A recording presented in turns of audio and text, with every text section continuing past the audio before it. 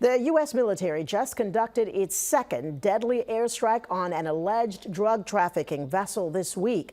The strikes are the latest in a string of attacks that have left dozens dead. The Trump administration says it is simply protecting Americans from illegal drugs. But angry officials in South America not only question the motivation here, but they believe these actions could yield a different result.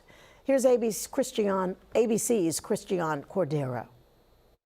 It's the second strike in the Pacific in as many days. Today, the Trump administration says it killed 3 people on a boat off the west coast of Central America. Defense Secretary Pete Hegseth writing the boat was involved in illicit narcotics smuggling without providing any evidence. If you're running drug boats, you're in grave danger. The latest strike comes one day after another in the Pacific that killed 2 suspected drug smugglers and is the 9th attack on a boat the administration has carried out since early September. The previous 7 all took place in the Caribbean off the coast of Venezuela. Venezuela's authoritarian leader denies facilitating any drug trafficking and since last month has led a civilian militia recruiting campaign as the tension with the U.S. escalates. In a show of force last week, the U.S. flew 3 B-52 bombers off the coast of Venezuela. Trump defended the legality of the strikes yesterday and repeated his threat to potentially strike on land next. We have legal authority, right? We're allowed to do that.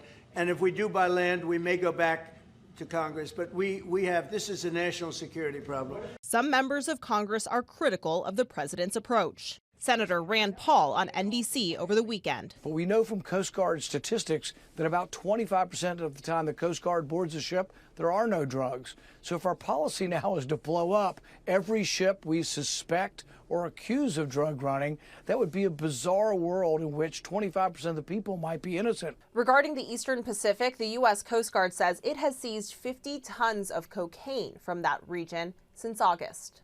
Christiane Cordero, ABC News, Washington.